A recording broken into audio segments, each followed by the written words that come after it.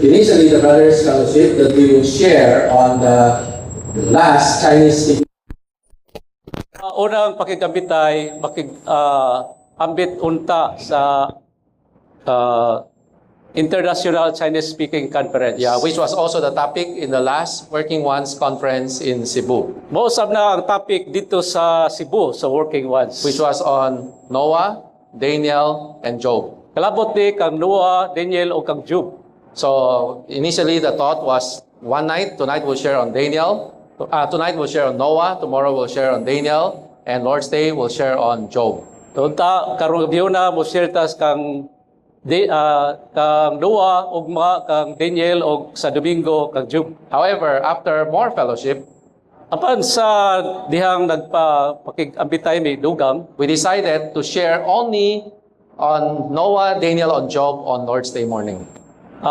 naka-decide ta nga usa lang ka mensahe sa Noah, Daniel ug Job karong Domingo. Tonight and tomorrow we'll share something else. Karong gabi na mo ambita og ugma sa usa ka butang. So what will we share? Unsa may atong ipambit? The main verse is Isaiah chapter 37 verse 31. Atong ipambit ang Isaias. Yeah. Isaias Chapter 37 verse 31. It says, "And the remnant of those who have escaped of the house of Judah will again take root downward and bear fruit upward." 37:1. 37, 31. 37, 37.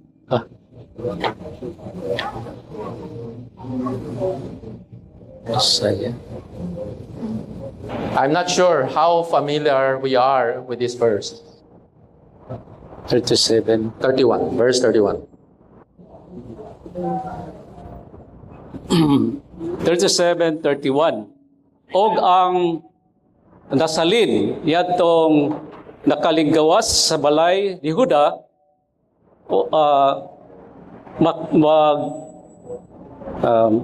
mugamot sa ubos og mamunga sa taas. So the last part says, "Take root downward and bear fruit upward." Mugamot sa ubos, paubos og mamunga pataas. So this is what we will be sharing tonight and tomorrow night. Mo di ang ato ipambit karon gabiuna og ugma. So tonight we will share on taking root downward, Ato ipambit karon ang mugamot gyud ta paubos. and then tomorrow night we'll share on bearing fruit upward. O ugma mamunga sa pataas. So roots and fruits. Busa gamot o bunga. I remember when I was young, there's this story that I heard Sa bata pa ko, nakadungog ko sa kasugilanon. concerning the monkey and the turtle fighting over the banana tree. Kalabot sa unggoy o ang bao nga nag-away. Do you know the story? Kasabot, kabalo mo di Right? ade They found a banana tree storya. and they cannot agree to whom the banana tree belongs. So eventually, they decided to cut into half and each one will take half of it. Naka-decide sila nga tungaon na lang nila o mupili sila. So one part is the root, the other part is the branches with the bananas. Usa ka bahin gamot o sa kabahin sa mubunga. And we know the turtle is very slow. O ang bao luyaban hinay. So before he was able to say something, the monkey that is fast and smart said, "I want the what? The one with the bananas." Sa wala pa siya kapili, ang unggoy abti kayo ni pili kanina akong gamot, nay gamot. So he took the branches, the leaves with the bananas. So iya gikuha tong punuan o dahon o kaning bunga. And the turtle was left with the roots, O ang bao, ang nabili niya katurang dunay gamot. with a small trunk and the roots with nothing else. No fruit, no bananas. Walay bunga, dunalay gamay nga punuan o gamot. And we know what happened. O nasaita unsay nahitabo. The monkey got the banana, but after all the banana are consumed, no more bananas. Ang unggoy nakakuha siya og bunga pero sa diyang nahurot na wala nay bunga. While the turtle got the trunk with the roots and he planted it, and eventually he got unlimited banana. Apan ang bao, iya gitanom tong dunay gamot na bunga ni daghan ni salingsing og daghang bunga. So I think that simple story already tells us Kini nga yano kayo nga kasaysayan nagsulti nato. it's not that the fruits are not important. We'll talk about that tomorrow.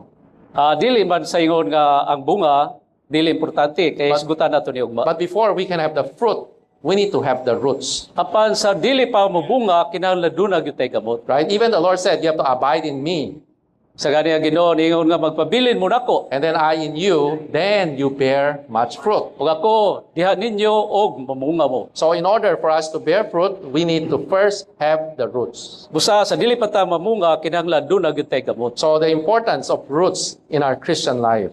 Ang ang mahinungdanon kaayo ning gamot alang sa atong Kristiyanong And kinabuhi. this is clearly revealed in Matthew chapter 13. O klaro kay ni gisulti sa Matthew kapitulo In the 13 parable of the sower, sa pasumbingay sa magpupugas. right? The sower went out to sow and sowed the seeds into the 4 kinds of soil. Yan ang gipugas ang binhi sa upat ka matang sa yuta. The first was on the what? The wayside.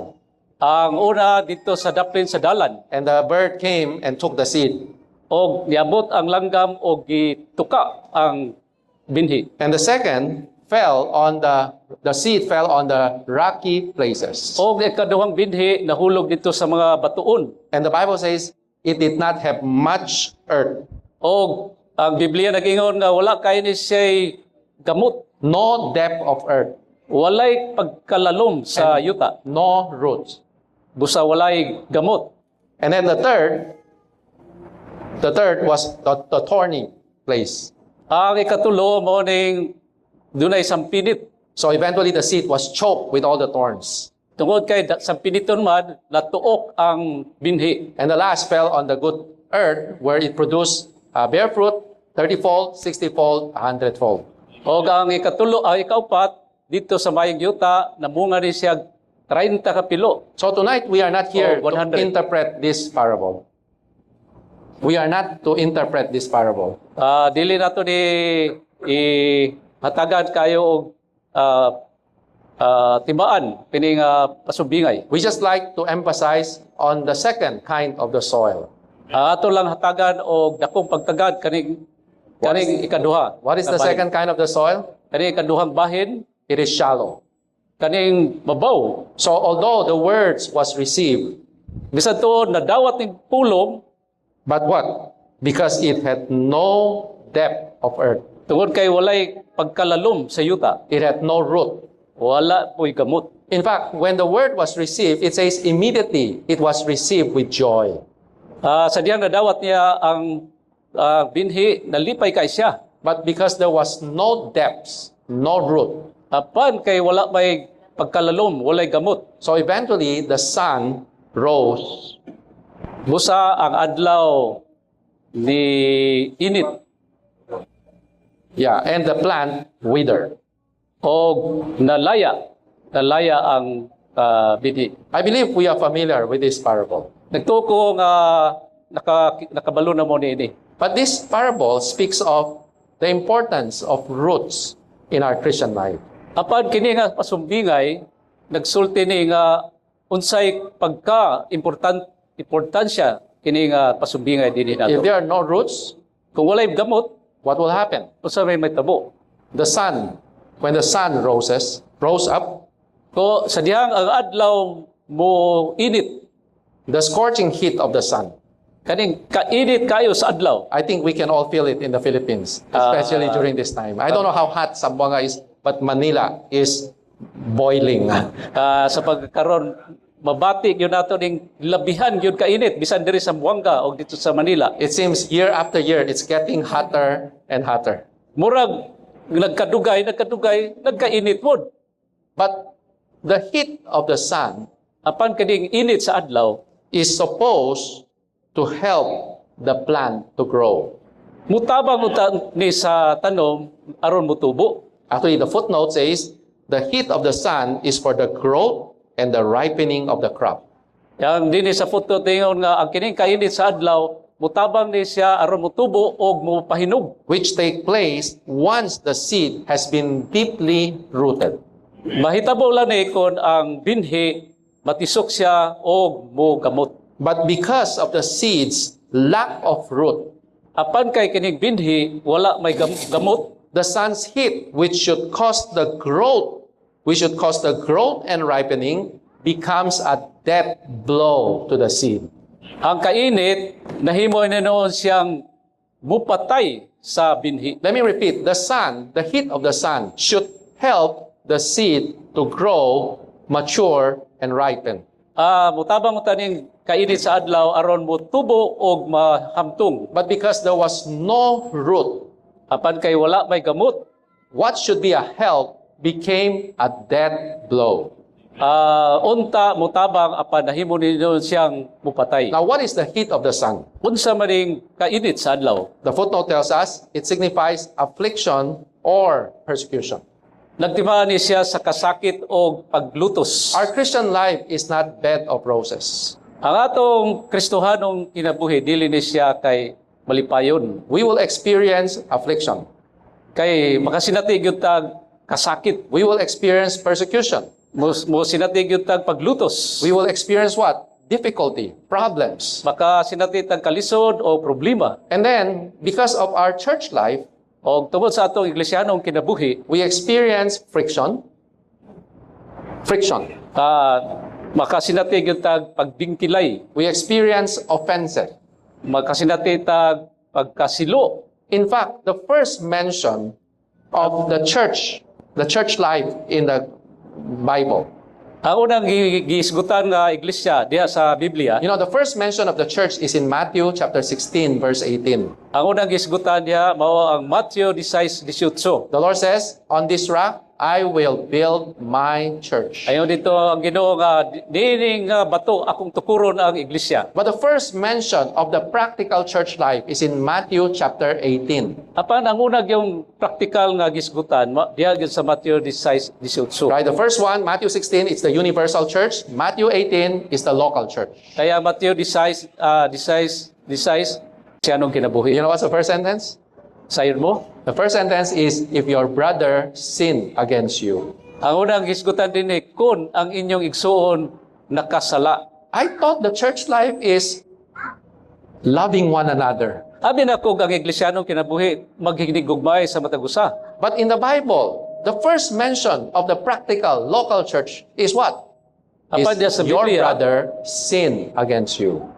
sa Biblia ang unang gisgutan unsa man kining igsuon nga nakasala. Have you experienced being offended by the brothers and sisters? Nakasinati pa mo nga nasilo mo sa igsuon Yes or no? o dili. If you have never been offended, Kung wala pag yun mo masilo, maybe you are not yet in the church life. tingali wala pa mo sa iglesyanong kinabuhi. There's a brother, those who are never offended, Katong wala pa masilo, there's an easy way for you never to be offended. doon ay sayon kaya paagi nga dili gyud mo masilo. But don't learn from this. Apan ay buhatan ni. Come late to the meeting and leave early. Maulahi mo sa tigom o una pud mo nga mogawas. Right? Before the meeting, when the meeting starts, that's when you come in. O nagsugod na ang meeting, masulod mo. So nobody talks to you, you don't have to talk to anyone. Kay wala may makigsulti ninyo, wala po kay masulti. Right? And before the meeting ends, right? Before the announcement, you leave already. Sa wala pa mo announcement, gawas na. So no fellowship, no interaction, no relationship, no offenses. Kay wala may pakigambitay, wala po istoryahay. So wala gay pagkasilo. Because you do not know anyone and nobody knows you.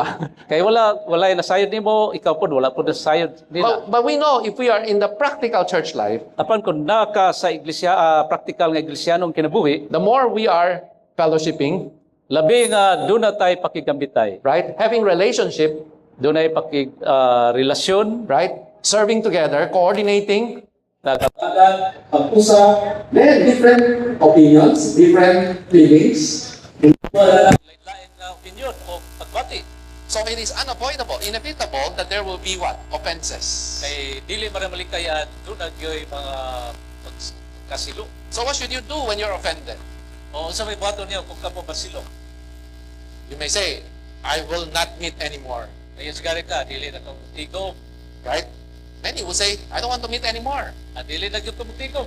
Others would say, okay, I'll not meet here anymore. I'll go to another locality. Ang uban mayon nga dili to magkadala na bato ko sa lain nga lokalidad. But you should not leave. Apan wala man lagi ka pagbiya. Right, this week, our morning revival talks about what? The Son of Man walking in the midst of the golden lampstand. Karon morning revival nag-isgot dito nga ang anak sa tao naglakaw sa taliwala sa Eklisyahan. You want to see the vision? You have to be in the what? In the spirit. You have to be in the ground of oneness. Kung gusto nimo nga makita ni nga pananaw kinahanglan naa ka sa espiritu ug naa po ka sa sukaranan. So you like it, you don't like it, you're offended, you're stumbled, what should you do? You should never quit and never leave the church life.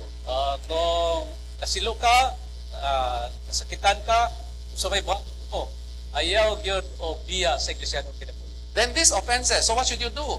Doon na may pagkasilot sa may buhaton nimo. Well, brothers and sisters, these are the heat of the sun to help you to grow and be mature. Mao din ni siya ang kainit sa adlaw na mutabang nimo aron ka motubo o mahabtong. Right? Misunderstanding, Walay pagsinagtanay, accusations, dunay akusasyon. all of these are what? Are the heat of the sun. Mao ni ang kainit sa adlaw. It is to help us to grow. Muni mutabang nato aron ta motubo. But will you grow? Pag kung motubo ka Or will it be a death blow?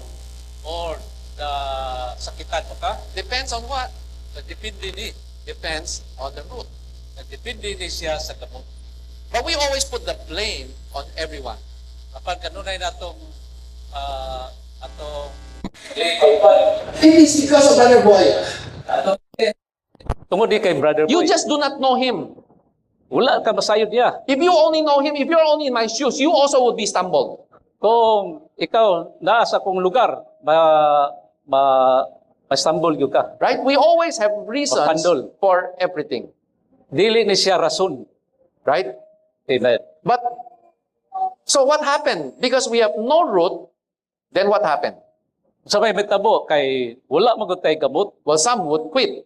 ang uban kay bundang, Others would move to other localities. ang uban mobalhin og laing lokalidad, Others would remain, apan ang uban magpabilin. and they will have another kind of root, the root of bitterness. Doon na po'y laing gamot, kaning kasuko nga gamot. They will be so bitter to the church life. Nasuko kay sa iglesyanong kinabuhi. Maybe they would still be meeting Siguro nagtigom because they are afraid to offend the Lord, kay mahadlok siya nga baka silo sa Ginoo or they are afraid that they would lose the Lord's blessing. or hadlok ka mawad-an siya panalangin sa Ginoo. But honestly, how can they be blessed when they have problems with others? Apan ang tinuod unsaon man pagpanalangin kung doon na say problema sa uban. So, brothers and sisters, don't blame all the outward things. Ayaw gyud og basol sa uban. This afternoon in the Young Adults Fellowship, Ganina hapon doon ay pakikabitay sa young adult. I read a portion from the ministry Nagbasa ko sa usa ka bahin sa ministry. where Brother Lee said, problem is not a problem Ingon si Brother Lee nga, ang problema, dili problema. when there's the rich supply of the word. Kung dunay dato kay sangkap sa pulong. Brothers and sisters, problem is not a problem when there is root in your being. Mga igsoon, ang problema, dili problema kung dunay gamot sa imong pagkatao. The reason the problems are intensified, Ang rason nga nikusog ang problema, right? Dito Sometimes the fight is over small matters. The fight is over small matters. ang pag-away, gamay laman nga butang. Just a little misunderstanding. Dili lang pag sinaptanay. And then people start to what? Post in group chat. Kanya kay nagsugo naman dito po sa social media. Because you want to vent your, Ang imong pagbati. right? So you start to post in group chat. So, gipost na rin mo sa group chat. And then it causes factions among the saints. So, nakahimo din siya o pagbigkilay sa Because mga some would igsoon. agree with you while others would disagree with you. Ang uban mo, uyo ni mo, ang uban po, supak. And others who also were offended before and they have no roots. So they would say, I also have the same feeling. Now you are one. O ang uban nga, wala kay kamot, kunya dabot siya kasuko, mo yun siya, parehas na ta. And sometimes you even use Bible verses to what? To attack each other. Usahay, gabiton gani ang mga bersikulo sa Biblia, aron atakihon ang uban. Is this hypothetical or real? Hulagway lang ba ni siya o tinuod? When you have problems, if you have roots, you go to the Lord, Kung doon na kay problema, doon na kay gamot, puduol ka sa Ginoo. right? You go to the Lord. Duol sa Ginoo. You bring to the Lord your anger. Your anger. Dalo nimo sa Ginoo imong kasuko. If you're angry, bring it to the Lord. Kung suko kay ka, dala nga to sa Ginoo. If you feel being what?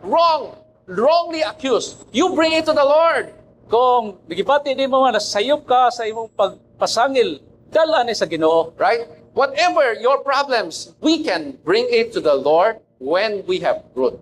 Bisag unsay problema nimo, madala nato ni sa Ginoo kun doon na kay gamot. And when we bring to the Lord, what would the Lord do with us? Og duol ta sa Ginoo sabay buhaton sa Ginoo. Well, sometimes the Lord will cherish you, Usahay ang Ginoo lipayon ka, but many times His cherishing is actually to what? To trim you. apan kining paglipay nimo mo po ni siya pagputol. Because you are not shining anymore. You are smoking. Kay wala na magkakay mo siga, nag-asul lang. You have become what? The wick that has been charred. Naked Right? That's our morning the Bible this week. dagan kay pabilo nimo nga nahimo ng abo. Katakuling. So the Lord has to what? To trim the wick. Busa kinahanglan yung putlo ni mga takuling. That's why the hymn I chose, this is one of my favorite hymns. Kani nga akong gipili nga him, usan isa sa akong paborito. Especially, I like stanza 3. Labigyan ang stanza 3. Of course, this hymn talks about, we can come to the Lord and be comforted. Digigyan din nga, modol ta sa Ginoo, unya lipayon ta niya. Right? It says that what? Oh, in the secret of His presence, how my soul delights to hide. 553. Stanza. Yeah, stanza 1. In the secret of His presence, how my soul delights to hide. Unsang kalipay kalag ko, magtagos presensya niya. The 5th line, earthly cares can never vex me, neither trials lay me low. Kabililhon na katunan sa iyang kiliran. Even when Satan comes to tempt me, to the secret place I go. Kay kung manintal si Satanas, adto gitos tagos dapit. Especially stanza 2, when my soul is faint and thirsty beneath the shadow of His wing. Kung luyag giuhawng kalag sa ladong sa pako niya. There's cool and pleasant shelter and a fresh and crystal spring. Dahil bugnaw kasilungan, lunhawng tubod kaimnan. Right? And my Savior rests beside me. Bupahuay sa siya sa tapad nako. And as we hold communion sweet, Samtang mag-abitay mi, right? And then stanza 3, only this I know, I tell Him all my doubts and griefs and fears. sa sayod ran sultihan siya sa tanang kulbag kagul. Oh, how patiently He listens, and my drooping soul He cheers. Mapay lubong maminaw, nagdasig ako kalag. Okay, but what I like most is the next 4 lines. Ang gusto gyud ako kani ka sunod nga upat ka linya. Do you think He never reproves me? Abi mo di siya mabadlong? Do you think He never reproves me? Abi mo dili siya mabadlong? You go to the Lord, telling Him, Lord, Brother Boy is wrong. Pudol ka sa Ginoo, igno nimo nga si Brother Boy nasayop. Right? You go to the Lord will tell you, no, you are wrong. Apan kung mudol ka sa Ginoo, ingnon ka sa Ginoo, dili Right. ikaw ang sayop. You are telling the Lord all the sins of Brother Boy that you see. Kaya ang imong gisumbong sala man ni Brother Boy. Which may be true, Tingali, sakto. but the Lord will first tell you the sins that you have. Apan unang isulti sa Ginoo kanang imong sala, Right? The Lord will show you who you really are. kay pakit-on gyud ka sa Ginoo kung kinsa ka. And the moment you see who you are, how can you continue to judge your brother? Apan kung nakakinsa ka, unsa man nimo paghukom sa uban. Right? Brothers and sisters, this is the root. Mo ni mga igsoon, mo ni siya ang gamot. Right? When we have the root, what will happen? Kung doon natin gamot, usay may tabo. There are many things that when we bring it to the Lord would not just sympathize with you, Daga kay mga butang kung duol ka sa Ginoo, ang Ginoo dili mo simpatiya nimo. the Lord would what? Give us lessons that we should learn. Ang Ginoo mohatag siya pagtulun-an aron ta makakaton. Right? If He would never reprove us, what a false friend He would be. Kay kung He would be. kung dili ko niya sultian nga nakita niyang sad-an, If He never told me of the sins which He must see. dili gyud siya mosulti kung unsa ang sala. We often would see the mistake of others. Kadunay nga mosulti tag sala sa uban. Right? Isn't it the Gospels? The Lord said, if you want to tell others, let me remove the splinter from your eye. Sa Ebanghelyo nagingon nga kung gusto kang mo hukom sa uban, kuha sa ang kuling sa imong The mata. Lord will tell you, how about the beam in your own eye? Kumusta man ang kuling sa imong mata? Right? The splinter is a small splinter. Ang kuling gamay raman. What is in your eye is a beam. It's a big thing. Ang nasa imong mata truso. But we only always see the mistake of others. We never see our own mistake. Kay kanunay ta makita sa sayop sa uban apan ang atong sayop dili And makita. how can we see it? It's only when we come to the Lord. Unsa man nato makita? Diha lang nga muduol ta sa Ginoo. When we have root, when we have secret, right? Private, intimate, hidden fellowship with the Lord. Kung doon na tayo sekreto, suod, o pribado nga pakikabitay sa Ginoo. Then the Lord would what? Rebuke us. Then ang Ginoo mo rebuke nato, The Lord would search us. wadlong nato o mo susi The nato Lord would expose us. o ipulkar ta. But the Lord would heal us. Apan ang Ginoo ayuhon ta niya. So when problem really comes, Kung problema mo abot, then it really helps you to grow. mao gini makapahimong mutubo ka. That's why everyone who eventually have problems, Busa matag usa doon na gyud problema. it's not sudden. Dili ni siya kalit. It's a long years of no root. Dugay ni siya nga mga tuig tungod kay walay gamot. Their Christian life is just shallow. Ang atong Kristohanong kinabuhi babaw. Their Babaw Christian ra. life only has the corporate side without the private side. Ang atong Kristohanong kinabuhi naa lang sa hiniusa pero nakulangan ta sa pribadong bahin. We definitely emphasize the corporate aspect of the church life. Kanunay natong hatagad pagtagad ang hiniusa sa Iglesianong We love to kinabuhi. come together, to meet. We love to blend together. Kanunay tang mag-usa, makigsagol, makigsakot.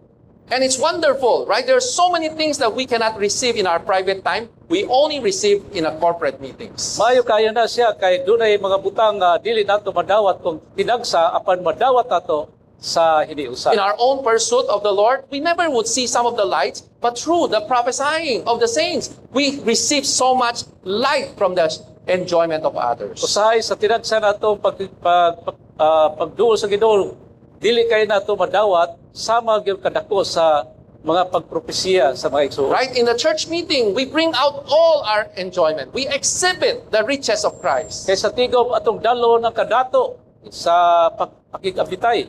So there's so much that we can enjoy in the corporate aspect. Usad dunay daghan kay mabita nato, madawat nato sa hiniusa nga tigom. However, just as the corporate side, there's a lot we can have not in our personal side. Doon na tayo daghan kay magdawat sa hiniusa apan dili sa tinagsa. Likewise, there are so many things that we only would see when we have time with the Lord in secret that we would never see in a corporate meetings. Sama sa doon na say makita nato sa sikreto nato nga pakikabitay sa Ginoo nga dili usab nato makita sa dinagko nga tigom. Brothers and sisters, again and again, we see problems among the saints. Balik-balikon yun nato ingon nga ang problema na nato. As if history just keep on repeating itself. Kaya ang kasaysayan, bubalik lang ni siya. And many of those who have problems are not those in the peripheral of the church life. Katong dunay problema, dili tong kanunay na sa Iglesianong kinabuhi. Many are actively in the church life, Daghan mga aktibo kayo sa Iglesianong kinabuhi. actively serving, Nagalagad. right? And yet, so many issues. Apan daghan kayong mga issues. And sad to say, it's left not resolved. Subo kayong no nato nga nagpabilin nga wala gyud masulban. Some just forget about it, but it's always there. Say mayon ta nga kalimta na lang nato na, pero naara gyapon. They cannot be vital. Dili gyud ta mahimong lagsik. They have no joy that is overflowing. Wala gyud nagaawas nga kalipay And there's no fruit. o wala ko'y bunga. Why? Nga naman, Because many things are not dealt with. tungod kay daghang kay butang nga wala mapatuki. And what's the reason? Kung sa may rason, No root. walay kamot. Brothers and sisters, Right, this so- is serious. Seryoso yun eh. Whether you have roots or not, we would not know. Kung wala kay bunga, wala ta masayon. Because it's hidden. Doon kay natago. But on the other hand, we do know. Apan, nakaingon po ta nga wala man ta masayon. Because there will be manifestations. Kay wala may makita. Right? The way you reacted, Ang agi ang ang imong pag-react, the way you handle that problem, ang imong pag-atiman nini nga problema, would expose what is your inner condition. magbutyag nimo kung unsay naa sa imong sulod. Again, do not blame the problems. Subuna ko pagingon na ayaw gyud og pasanginli ang Do not blame the brothers and sisters. ayaw pasanginli ang mga igsuon. And do not blame the turmoils. Ayaw pasanginli pod ang kagubot. It will come again and again. Kay kini mubalik rin ni siya. Before the Lord comes, before we are fully transformed, there will be issues after issues. Sa dili pa mubalik ang Ginoo, sa dili pa matransforma, kining mulugwa gini siya mga problema. There will be what? Offenses after offenses. Doon ay pagkasilo, gikan sa usa ngadto sa lain na sad nga pagkasilo. And some of the saints are just so insensitive, O ang mga uban mga igsoon sensitibo tayo. right? They are offensive. They are tactless. Makasilo. But don't blame them. Apan ayaw gyud og pasanginli. If you are affected, you should blame because you have no root. Kung napiktuhan ka ang imong pasanginlan, ang imong kaugalingon, The Lord may wala deal kay- with them for being offensive. The Lord may deal with them for being offensive. Siguro ang Ginoo mo pag-rebuke nila kay sila nakasilo. But if you are offended, Apan kung ikaw nasilo, you cannot put the blame on that person. dili nimo pasangidlan kini nga tao. If you become bitter, Kung ikaw nasuko, if you leave the church life, kung nasuko ka sa Iglesianong kinabuhi, you think one day we can tell the Lord, Lord, it's because of Brother Boy. nagtuo ka nga sa kadlaw mayon ka atungod kang brother boy. Do you think the Lord would agree with you?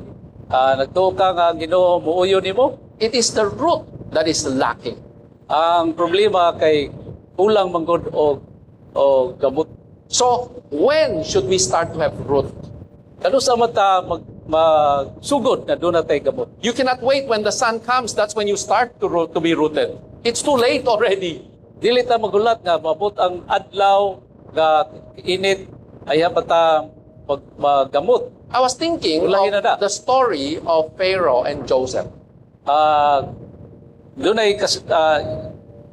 ay istorya ni Pero o ni Jose. Yeah, you know, Joseph was in prison and Pharaoh had a dream. Nasahin mo nga si Jose na bilanggo. O doon ay damgo ni Paraon. And eventually, no one can interpret the dream of Pharaoh. Walay hubad niya ng damgo ni Paraon. And the cupbearer, remember, oh, this man, Joseph, interpreted my dreams 2 years ago. O ang cupbearer, naging mga, kani si Jose mo'y naghubad sa akong damgo. So he Kaniya to. recommended Joseph to Pharaoh, and Joseph interpreted Pharaoh's dream. Busa iyang recommend si Jose ngadto kang Paraon. And what was the dream? 2 dreams. Aron mohubad sa damgo, In duha short, ka damgo. there will be 7 plentiful years. Dunay 7 ka tuig. And then after that, there will be 7 years of famine. Unang 7 ka tuig mabungahon sa ikaduhang 7 ka tuig. And gutom. the famine will be so severe, you would forget how plentiful you were. Labihan yun kagutom sa 7 ka tuig. So when is the time to start to save? Kano sa man ta magsugod o tigom? Definitely not the time when famine comes. Ang tinuod, dili katong panahon nga moabot ang kalisod. Because when famine comes, you start to try to do something, it's too late already. Kay kung panahon sa kagutom, diha pa ka maningkamot. When should you start to what? Lahi na. To store up the riches. Kano sa man ta mo tigom o kadato? It was when there's no problem. Diha lang sa panahon nga walay problema. When everything is what? Full of blessing, full of plenty, full of riches. Sa panahon nga puno kayo kadato, That's the time you start to store up riches. mo na yung panahon nga magtigom ta kadato. Right? And then, these riches would become your what? Your reservoir. O kini nga kadato nahimo ni nimong reserve. Right? Okay. Brother Nee called it the reserve grace. Mo na si Brother Liningon nga kaniya ang gi-reserve ba nga mga kalanon. You know, many years ago, Manila sometimes would have sudden brownout, Sa Manila doon ay kalit ka yung brownout. like what we experienced a while ago. Sama ganina. And the place that I stayed before, when there's brownout, there's no water pump, so no water. Sa lugar nga akong gipuy-an, kung walay kuryente, wala po'y tubig. If no electricity, it's still bearable. No water, that's very difficult. Kung walay kuryente, okay pa. Pero kung walay tubig, lisod na. So we always need to have a drum, always with water. Basta kanunay may mag-andam yung drum nga doon ay sulod na tubig. So that whenever there's no water, at least I have a little reserve. Kaya sa panahon nga walay tubig, walay kuryente, doon na may natigom nga tubig. Then one day I was talking with some of the brothers. Even if the water utility company cuts off the water, Doon ay nakiksulti ko sa igsoon nga bisan pa o ang water district, they have walay tubig. no problem. Wala problema. Why? Nga naman. Because the place where they stay have big water tank and cisterns. Kaya sa lugar nga puyan, doon ay dako kayong tangke. It can last for a few days. Mo supply ni siya sa pipila ka adlaw. I was suffering, they have no problem at all. Kay sila, ang uban nag-antos, pero kami wala. Brothers and sisters, Paigsoon. do we have reservoir?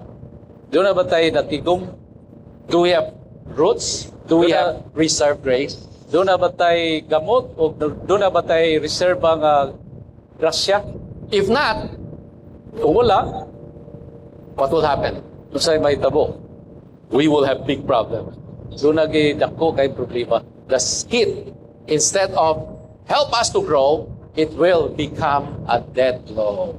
Kay kaning kainit, imbis mo tabang nato ni, mo'y mupatay hinoon nato. I think you get the point, brothers and sisters. Tingali, nakuha ninyo ang punto. Right? I hope we would really pray to the Lord that we would deepen our root system. Inaot nga, muapo kita sa Ginoo nga atong gamot, mo pa lalom yun. Right? Now, with my remaining time, I'd like to share 2 practical points how to have the root. Mo pabit ko og duha ka butang, practical kayo, kung saon nga doon na tayo gamot. The first one Ang una, is that the root is hidden. ang gamot natago ni. So, which means in our Christian life, there should be a hidden part. Kapasabot nga sa atong Kristohanon nga kinabuhi, kung kinahanglan doon na ginatago. We just have to ask ourselves, how much time do we pray to the Lord in secret? Mangutana kita sa itong kagalingon, pila man kahigayon nga nag-ampo ta sa Ginoo If you sa only pray in sikreto. the meeting but never pray in our personal time with the Lord, you have no room. O nakaampo ta sa tigom, apan wala gyud ta nakaampo sa atong kagalingon, wa gyud tay gamot. Didn't the Lord say, enter into the private room? Ang Ginoo niingon nga sulod sa imong pribado nga lawak. Pray to your Father who is in secret. Ampo sa Ginoo nga sa tago. And the Father who sees in secret will repay you. O ang amahan nga nakakita sa tago, mo bayad nimo. Right? We should have a life that there's a part that nobody knows. Kinahanglan doon na kita higayon nga ang uban wala masayon. Not even our spouse, not even our children. Bisan ang atong kapikas o bisan sa atong mga anak. Something that is hidden, only the Lord and I. Kining natago tali lang nato og sa Ginoo. We emphasize vital groups, vital companions. Atong gihatagan pagtagad kining grupo sa lagsik. So, we should not forget the vital groups begin with one person being vitalized. Dili kita malimot nga kining vital groups nagsugod ni siya sa usa ka vital. So it's not just corporate morning revival, right? Companion revival. We should have time with the Lord in secret. Dili lang kay doon natay morning revival, apan kinahanglan kita doon natay oras panahon sa tago. I see recently in Manila, there are many saints who are having a lot of groupings, pursuing together, reading the Bible together. It's wonderful. Dito sa Manila, nakita na ko nga doon ay daghang mga igsoon nga nag-usa sila basa sa Biblia, mayo man. Right? Some of the saints would spend time with this person, shepherding this one, that one. That's wonderful. Doon ay mga igsoon nga nagatiman dinhi, nagatiman sa mga igsoon, mayo kayo. But that's not enough. Apan dili nigo. We should have time with the Lord personally in secret. Kinahanglan doon na kitay sikreto nga panahon dito sa Ginoo. Every day, we should have some time with the Lord, only the Lord and I. Ugugol kitag panahon nga ang Ginoo raw kita. And again, don't wait when problem comes before you start to develop that. Ayaw gulat nga moabot ang problema aron magsugod kag gamot. We start to develop that when there are no problems. Mo gamot na gyud tadaan sa wala pa tay problema. That's why when you go, if you will join the full-time training, Kung mo appeal ka sa full-time training or even the middle-age training, o sa middle age training ba, one of the things that it's being emphasized usa ka butang dito nga pagtagad is the personal time with the Lord. kanang personal nga panahon sa Ginoo. In fact, many at the start would have a hard time. Sa sinugdanan murag lisod, They'll be asked 30 minutes to pray. pananglit 30 minutos nga mag-ampo. And many, when they start to do that, they have a hard time Ang uban sa pagsugod lisod because they never pray for 30 minutes. kay wala man gud sila kasulay og ampo og 30 minutos. So they would start to pray. And they thought they have already prayed for 1 hour. Then they look at the clock, it's only 5 minutes. Sa diyang nagsugod sila og ampo. One hour na. You thought you already have done everything. You already said everything. It's only 5 minutes. 5 minutes pa di ay. But the training helps you. Whether you feel you have something to say, nothing to say, just continue to pray. Sa training ni nagingon nga wala man kay kasulti pero padayon lang kag ampo. What is the purpose? Unsa may tuyo To deepen the root. kay alag din siya sa pagpalalom sa gamot. Right? Now, maybe you find 30 minutes hard time. Why not start with 15 minutes? Siguro dili nimo mahimo og 30 minutos apan unsa ka kung 15 minutos. Or why not start with 10 minutes? O magsugod ka 10 minutos. But every day, let us separate out a time just to be with the Lord alone in secret. Apan kada adlaw doon kay igahin nga panahon This is sa to sikreto what? nga pagi. To deepen our root. Mo day pagi nga mupa lalum sa atong damot. And there's no shortcut to this, Walay shortcut. right? You just have to start doing it and then do it again and again and again and again and again until what? The root are deepened. Sugdan lang nimo, balik-balikon hangtod nga ang imong gamot bulalom. Maybe you start by telling the Lord, Lord, I do not know what to do anymore. Anyway, just tell the Lord, Lord, I do not know what to say anymore. Sultihan nimo sa Ginoo, ang Ginoo nga Ginoo wala namang kay ikasulti nimo. Well, if you do not know what to say, you can call on the Lord.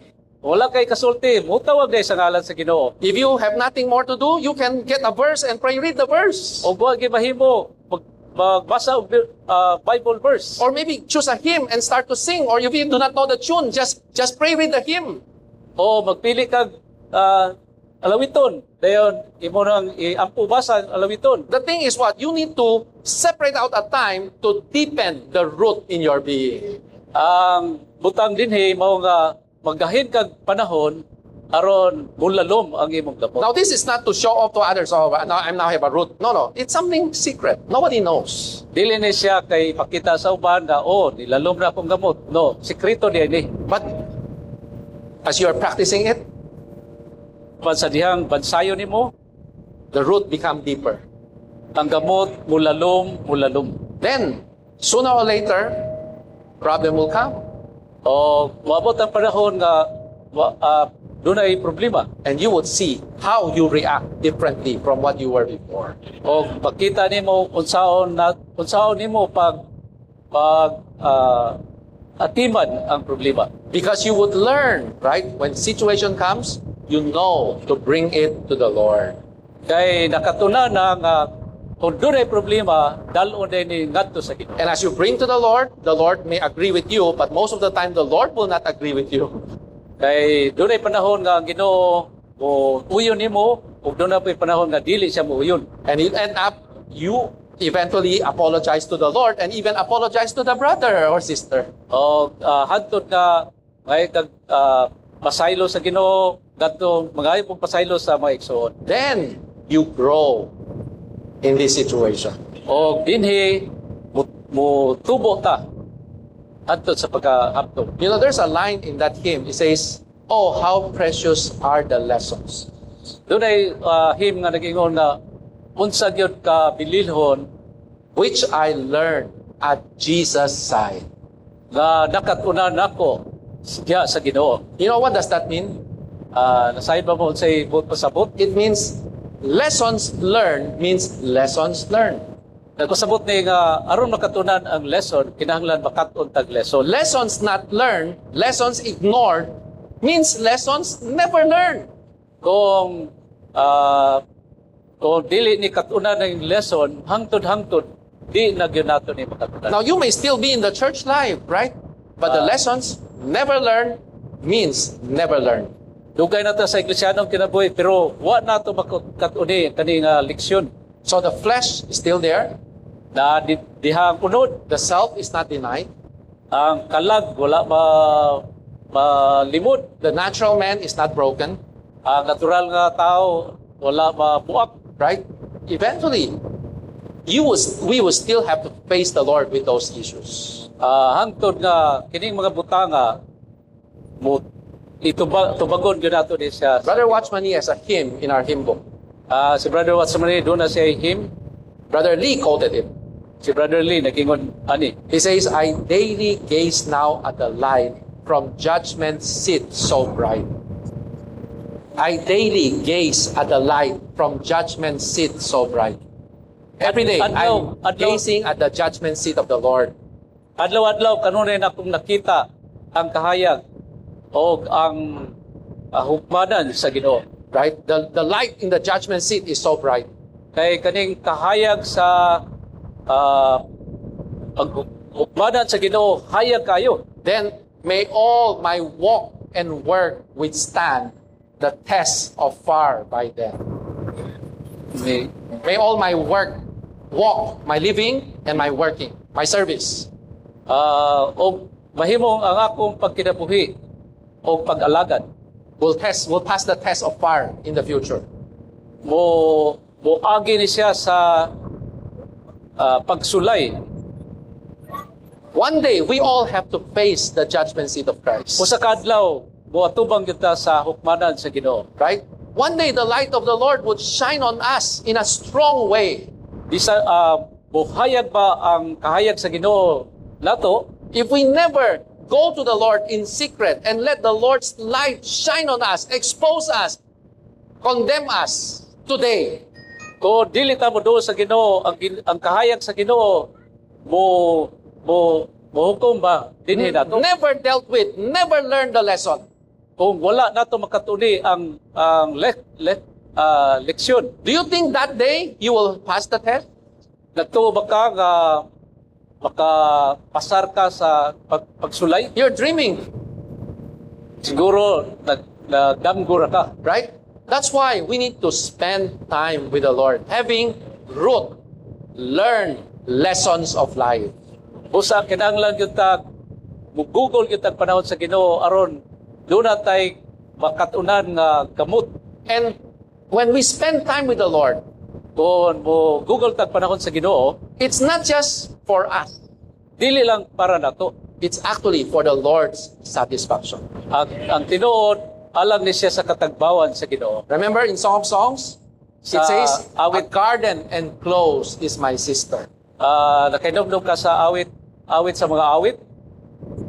Ang tanaman Yeah, and close is my sister. gilibutan sa The Shulamite became a private garden for the Lord to enjoy.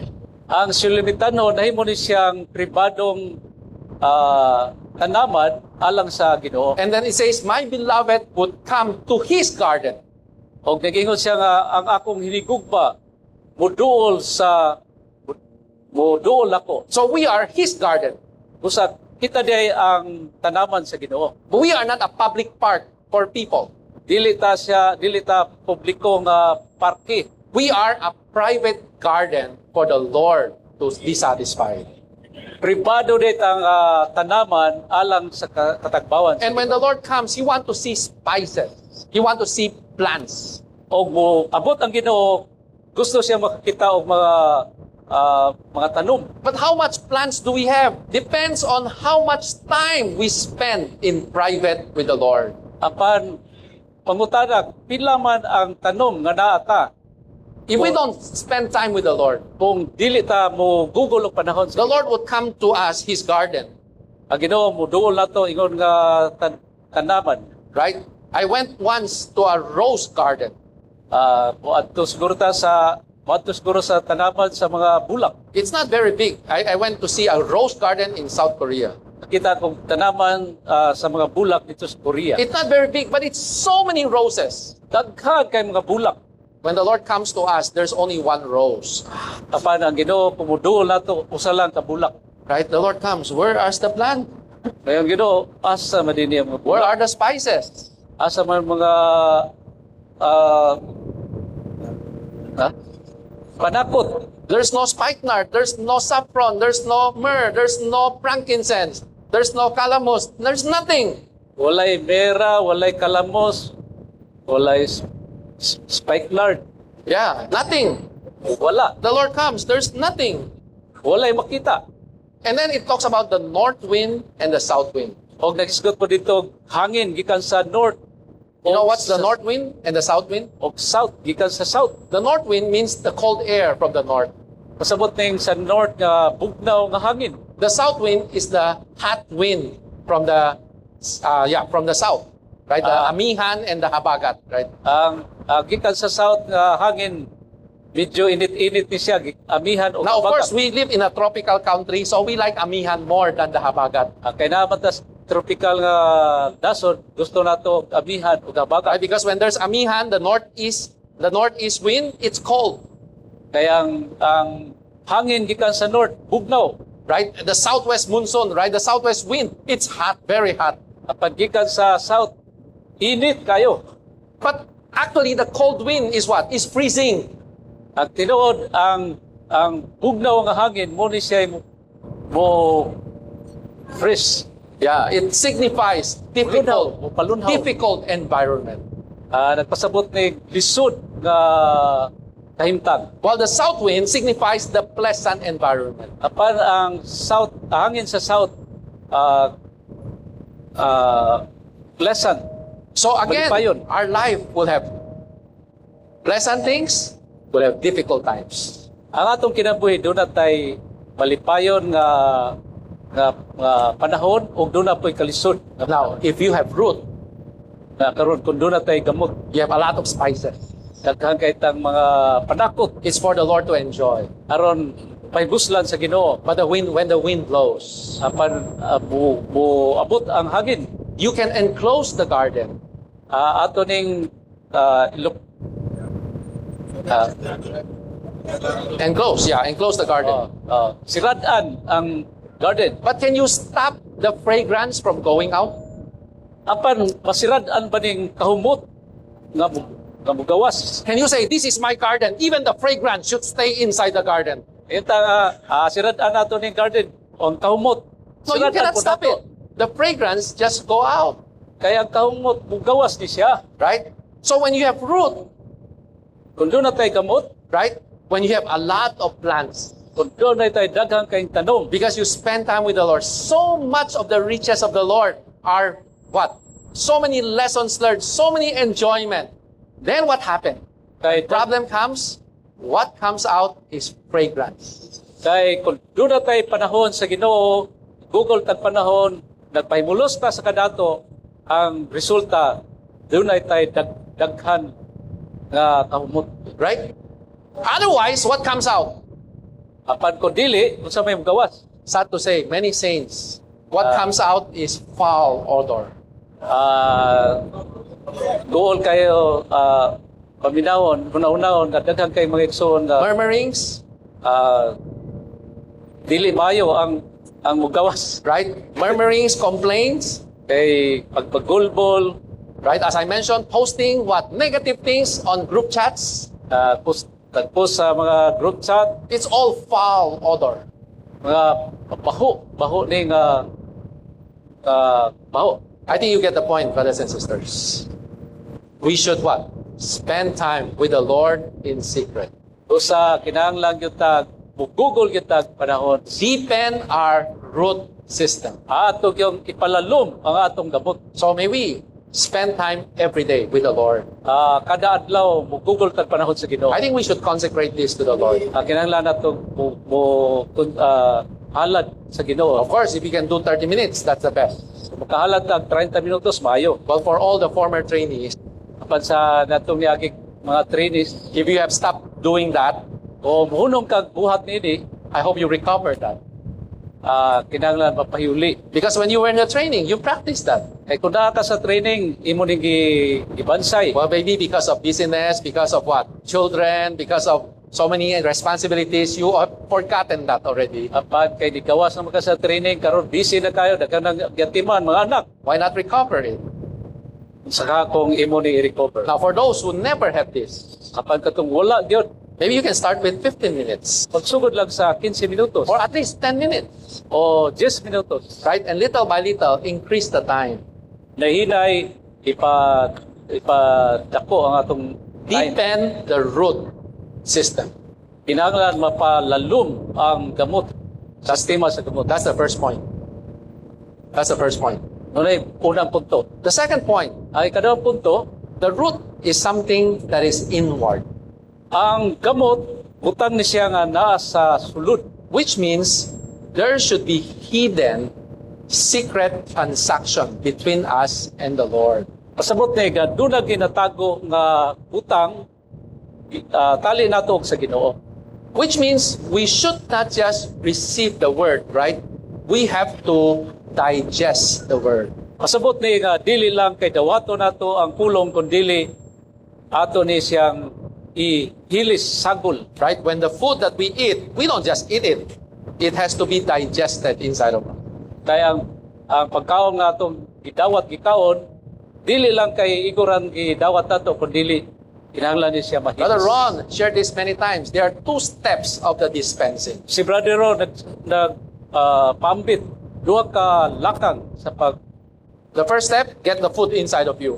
una ang dawat na to ang pagkaon. But the second step, the food should be digested inside of you. Ay ikaduha kinahanglan ang pagkaon mahilis ni siya. Actually, this is similar to what I shared this afternoon. Sama ni siya sa akong gipambit ganina. We not only find the word, eat the word, we need to let the word become in us the joy and the gladness of our heart. Dili lang kay kaplagan nato ang pulong, ikaw natong pulong kundili kining pulunga mahimo nato ning kalipay sa atong I think kasing-kasing. I don't have the time to share that anymore. Wala na ko'y panahon. Anyway, I think the message was recorded this afternoon. Kaninang hapon i-record man to So I suggest, for the second point, please watch the message this afternoon. sa ikaduhang punto, maminaw lang mo ni atong But i-record. brothers and sisters, let us all have root. Kinahanglan mga igsoon, kinahanglan doon na gitay kamot. Take root downward. Kinahanglan tag upalalom meaning Build up our root system. ato yung tukuron, Build up our spiritual muscle. atong tukuron ang muscle. Amen. Then, whatever happens, O bisag unsay may tabo, problems problema, that we cannot change, dili nato mausap, saints that are offensive, ang mga igsoon nga kapasakit, church life that is what? Full of peculiar people, iglesyanong kinabuhi nga dunay mga igsoon nga peculiar. even Nagsaon spouses and children that give you a hard time. sa gani ang asawa, bana mga anak, All these things will become not a dead blow, but a help for you to grow and be ripened. kaning mga butanga dili lang kay mo patay nimo kundi mo tabang Hinuon pagpatubo nimo. Amen. Praise the Lord. I'll stop here. I think we should still have some time for the saints to respond. Amen. Let's pray to like worship.